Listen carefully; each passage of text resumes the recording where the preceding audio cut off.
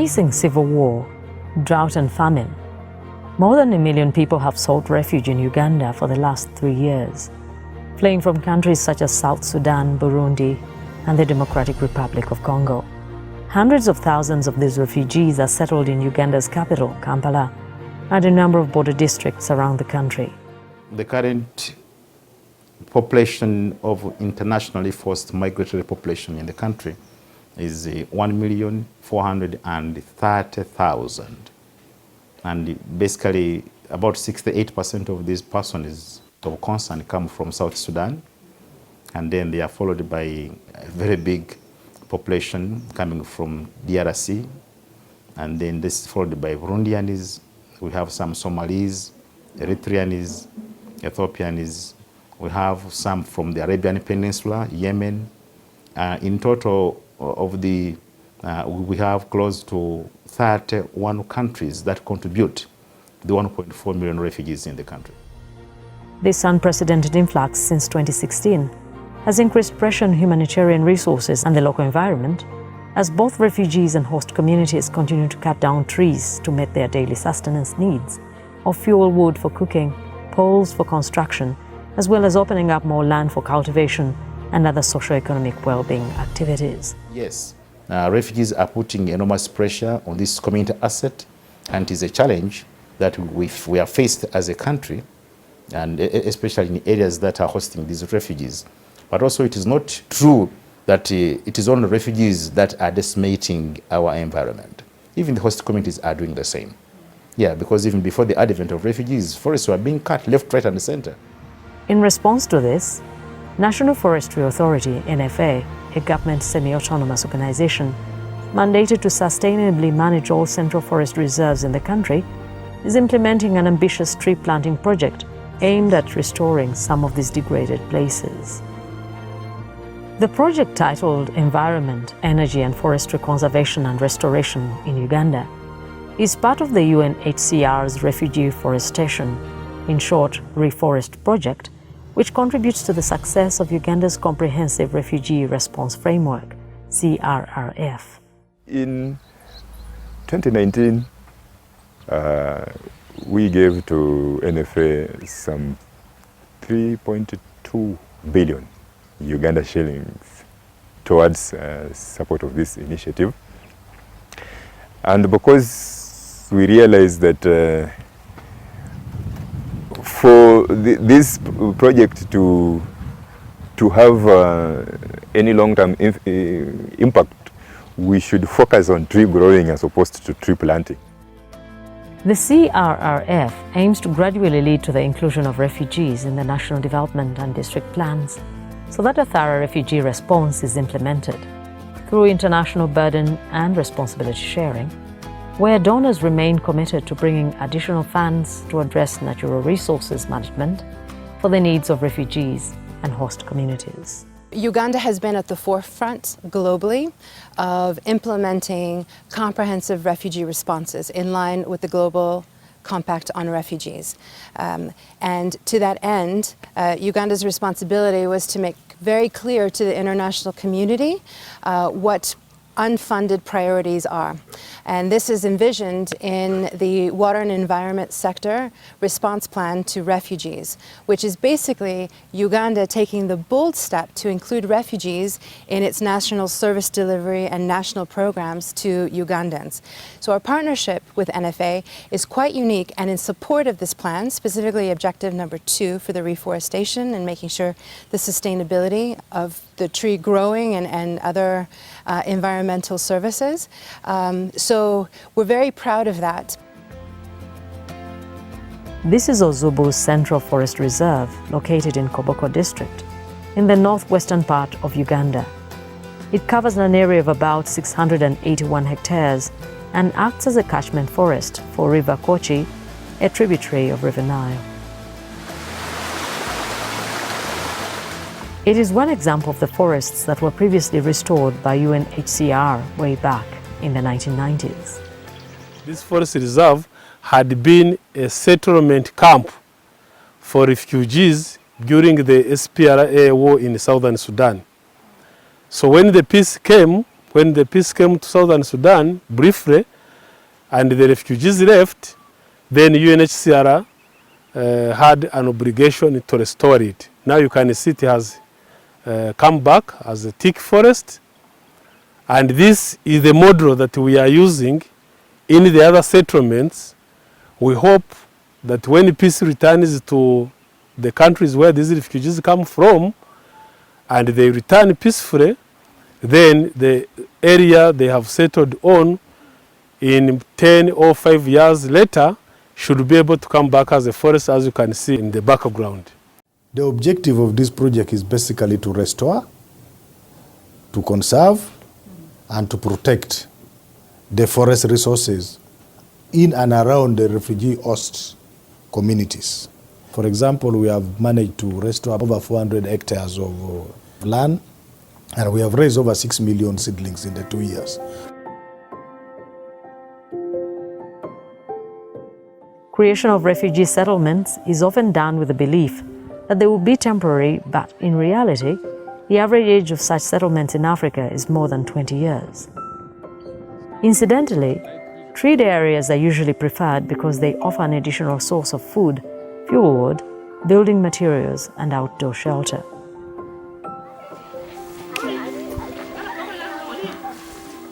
Joyce Kita is the mother of 3 residing in Paralinya refugee settlement, located in Obongi district, northwestern Uganda. She's a second-time refugee in Uganda as a result of 2 civil wars in South Sudan. The first time she fled the country, she decided to stay with her uncle in Kayunga, a district located in the central part of Uganda, where she learned to speak Luganda, a local dialect of the area. However, hardly had she settled home a year later, then another devastating war broke out in 2016 and displaced a multitude of people. Like any other refugee, Joyce's family largely depends on relief items from UNHCR. However, for Joyce to prepare a meal for her family, she must find firewood to cook it.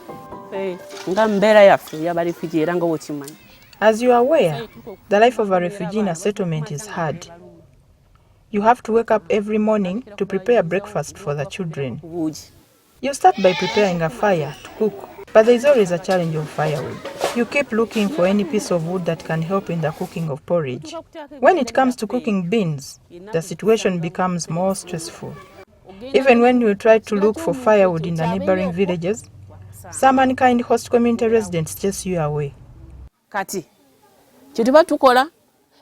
So, this leaves us with one option of cutting down trees that are providing us with shade and convert them into firewood, just like you see mine over there. For the foreseeable future, refugee families like this one will continue to rely on firewood as their main source of energy. Hence, deliberate sustainable practices like restoration of degraded forests and provision of alternative sources of energy need to be prioritized to counter the high demand for these forest resources. In turn, this will reduce the unnecessary pressure on the ecosystem.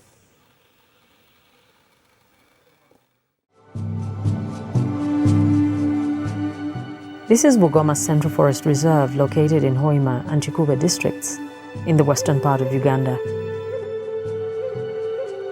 This tropical rainforest that covers an area of 41,144 hectares is a sanctuary to an astonishing biodiversity of flora and fauna species.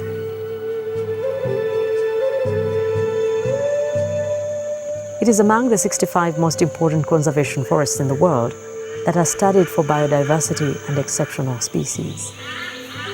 However, its proximity to Changwali refugee settlement in Chikube district has over time threatened its survival, leaving it with glaring patches of bare land. When this place received an influx of refugees, they started impacting on the forest cover here. It's part of the 42,000 hectares of Bugoma Central Forest Reserve. And about 3 years ago, that entire hill was a forest better than this one on the right-hand side. And it raised the concern, if the forest can disappear at this rate, then the entire Bugoma would be endangered.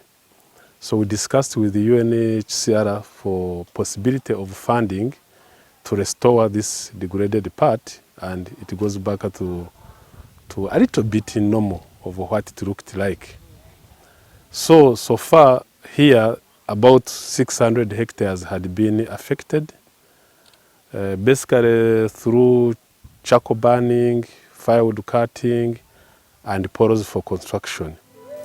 The Reforest Project is anchored on Uganda's Water and Environment Refugee Response Plan of 2019, which is aligned with its comprehensive refugee response framework that aims at ensuring that NFA restores, conserves and protects the environment and its natural resources. The NFA UNHCR Refugee Forest Project feeds into the environment beat of the Water and Environment Refugee Response Plan. And in that light, the project also looks at mainly the kind of investment in tree planting, especially with NFA providing the planting materials, raising the seedlings, which are eventually distributed to the refugees, but also the host communities. So by nature of mandate, FSSB coordinates the districts who are on the receiving end, and then also does the technical backstopping on their side to support the farmers to take up these materials and plant in accordance to the General National Forest Plan. The process of identifying degraded areas for restoration is majorly done at the NFA headquarters in Kampala, using a state-of-the-art remote sensing technology commonly known as GIS, which stands for Geographical Information Systems. At the onset of the Reforest Project, UNHCR facilitated the update of the existing GIS with a modern license that came along with an assortment of tabs, which have enabled the authority to remotely monitor the state of forests in the country with utmost precision. GIS helps us to monitor the forest cover in the country, to determine whether it is decreasing or increasing, and if that change has taken place, by how much. So if we zoom in here, we can go in and try to examine our forest, and we see the condition. For instance, when I look at a forest like this, where it is very pink, I know there is some degradation. I also see some degradation here, and then I see this dark area as a very good natural forest. I also see some degradation at the edges here. So we can easily now tell what is going on in Moyo, in Karamoja, in everywhere. This accurate data was very important for NFA and UNHCR in identifying and determining the nature of intervention for the different locations in each degraded forest reserve bordering refugee settlements. This also enabled NFA to strategically establish tree nurseries near every refugee settlement to ease the supply and delivery of seedlings to the 12 refugee hosting districts of Adjumani, Arua, Chikube, Sinjiro, Kamwenge, Chiriandongo, Koboko, Chegegwa, Lamo, Moyo, Yumbe, and Abongi. Each nursery is given a production target of seedlings for various species, including indigenous, exotic, bamboo, as well as fruit trees to boost food security in refugee settlements. Last season we had a target of seedlings of various species, 350,000. That was from December up to May or June. So, but we managed to raise 358,115. Our target was to raise 200,000 seedlings, of which we have managed to achieve 200,174 seedlings. We had a total of 365,000 seedlings, and the target was 350. So for this particular nursery of Arua, the production target is 300,000 seedlings. The one of Koboko is also 300,000 seedlings. Then Palorinya and Adjumani both have each 200,000 seedlings, making a target of 1 million seedlings. Using a multi-sectoral approach and to ensure smooth coordination of the project, UNHCR has, in addition to NFA, partnered with several other organizations working with different refugee settlements to implement this project. Every stakeholder takes on a particular responsibility. For instance, in Nachi Valley and Chaka 2 settlements located in western Uganda, Nsamizi Training Institute is responsible for mobilizing both refugees and host community households to participate in planting of trees in the already degraded areas within and around these settlements. They are also mentored on the best agronomic practices to ensure that the planted trees thrive.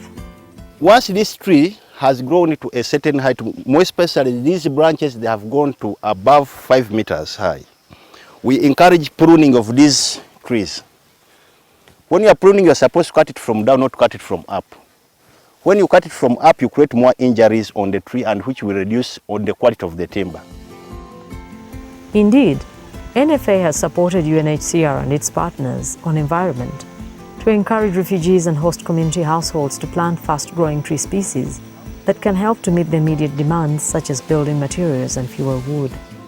We have identified 3 species for this purpose. We have identified Grevillea robusta, we have identified eucalyptus and bamboo. Now this bamboo, we have planted along the forest. It's like a buffer between the settlement and the forest reserve.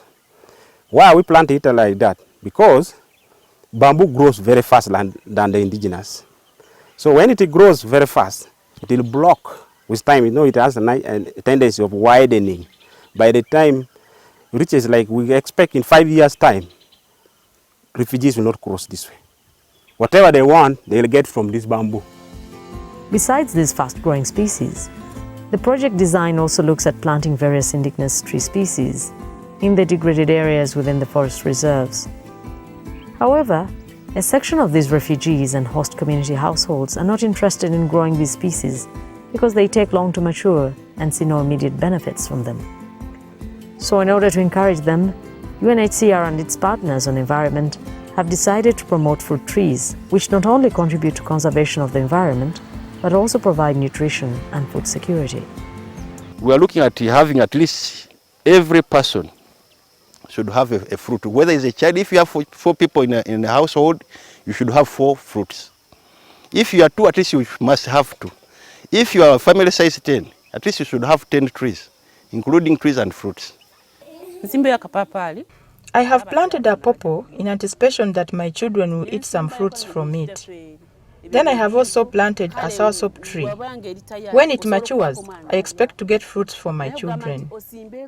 But planting these other species of trees that grow big, they will consume the entire space of the plot, yet I can use some of the space to plant some vegetables and be able to change diet for my children. One lesson we've learned is that the demand for fruit seedlings, especially the grafted varieties of mango and oranges and then the jackfruit, exceeds far more than what we had planned initially. And so we think this is an important lesson for this project, that households, whether they are refugees or host communities, are willing to plant trees if they can see an immediate benefit. And fruit production is one of those benefits that you do not need to spend a lot of effort convincing the households.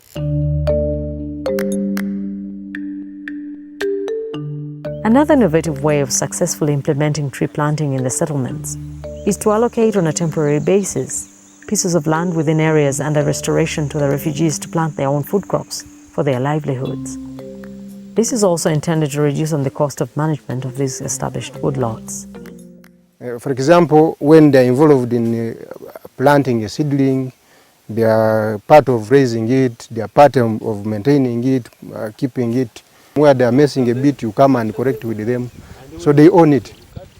Refugees are gradually accepting the forest conservation messages, and some have joined efforts of protecting what has been planted. Our tree is now going to disappear from here, but now I select to be as a forest guard to guard our tree to be safe. Now we are trying to stop some of people who are entering illegally to cut our tree. Such selfless efforts lead to NFA's plans to ensure that whatever tree that is planted grows to restore the degraded forest cover in the country. In recognition of this noble cause, UNHCR gave an additional 1.8 billion shillings to bolster efforts of maintenance and protection of the restored areas. That money was also meant to help the NFA raise seedlings that will be given to other UNHCR partners across the 12 refugee hosting districts, so that they could work with both refugee and host community households to plant trees, and also work with the institutions such as schools and churches to establish woodlots. But even within the communities, we are looking at establishment of community woodlots for commercial purposes, not just putting it there. We want you to plant your trees, say 1 acre, 2 acres, and you derive benefits from it. You sell the firewood. If you plant fruit trees, because we are raising a lot of fruit trees, the fruits, you can sell the mangoes, you can sell the oranges. So you get income out of it. So that would inspire you to keep on looking after these trees which you have planted. Muzamiru Ayume is one of the 54 farmers that have embraced tree growing in Koboko district. He has so far planted 450 pine trees on his 1 acre piece of land located in Kopera village, Lobule sub-county. I plant trees for future use. I know that is very important. That's why I planted it. To further ensure the success of the project, NFA collaborates with District Forestry Services to achieve the National Reforestation Agenda. The district forest officers help to identify and distribute seedlings to host communities and monitor the seedling survival in the field. We monitor the performance of the trees, especially after planting, 2 to 3 weeks after planting. We try to assess whether the trees have survived maybe 85% or below that. So the move to monitor their performance immediately after planting is towards that, to see that the trees planted remain intact. If at all there are cases of mortality, then we normally go ahead and we advise the farmers to come for more seedlings for refilling. We have some police officers seconded to the refugee operation, and occasionally these police officers enforce not only planting of trees but also stopping of destruction of the environment. But also we have awareness and sensitization programs on the importance of environmental restoration, but also of the need to preserve what we have, and also on the need to ensure that our persons of concern, and also together with host communities, plant trees as a source of firewood, but also as a means of ensuring that the environment is protected.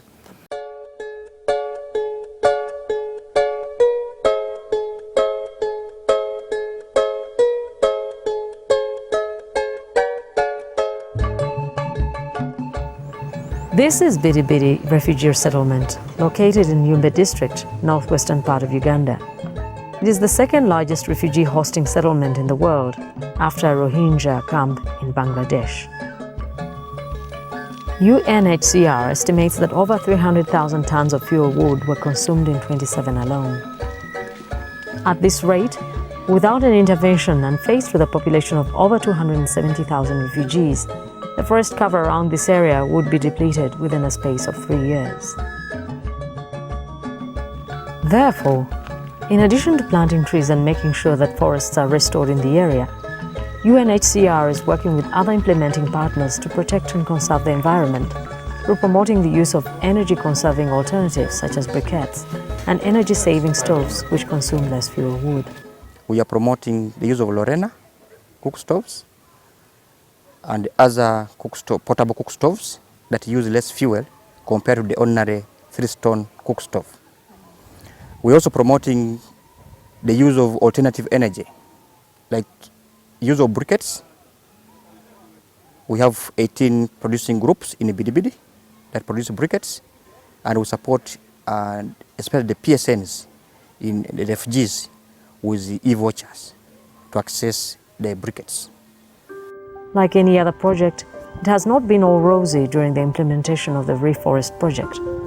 For instance, due to harsh climatic conditions, restoration in some settlement areas such as Nachi Valley encountered challenges. We have had interventions with support from UNHCR and other donors, but Nachi Valley being a dry area, at times we have prolonged dry spells. We are planting trees, but growing survival rate is still very low. The trees that were planted here, it is pine.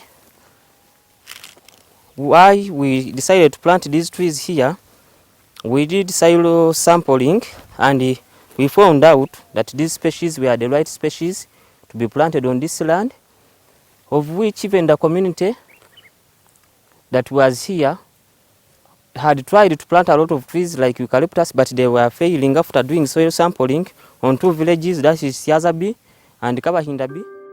The outbreak of the COVID-19 pandemic in the country in March was another project challenge.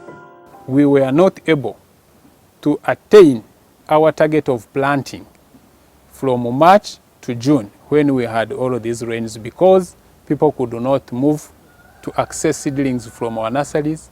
Transport was restricted, and then people were not sure of what would happen thereafter. So it has actually contributed to an increase in terms of cost of maintaining the seedlings. From the time they were to be planted, now we have to push them. The majority of them have to be pushed into the September-October season. Besides, it is also important to note that the implementation of the Reforest Project did not only deal with the environmental issues alone, but also created employment opportunities for some refugees and host community households who provided labor at the various nurseries. Indeed, this approach of combining tree planting and livelihood interventions has proved to be effective in yielding tangible results and strengthening collaboration between the various stakeholders. We have seen outcomes, including peaceful coexistence, because it's about the approach the NFA has taken in terms of engaging the community to do the tree planting with the distributions of seeds. So we see the community coming together, both Ugandan hosts as well as the refugees working together to a common end and a common goal that's shared amongst all of them. So we're very satisfied, and our investment has been well worth it. But I would say that one of the challenges is now that Uganda has its broader plan, which is an entry point for development actors, it's important that Uganda receives the resources it needs from a number of different long-term actors. As we all appreciate, growing trees is a long-term commitment. I really want to thank everybody that has participated in the smooth implementation of this project. Specifically, I want to thank the Office of the Prime Minister for putting in place this comprehensive refugee response program. I want to thank the United Nations High Commission for Refugees, the Uganda office, for trusting us as National Forestry Authority to lead in the implementation of this project.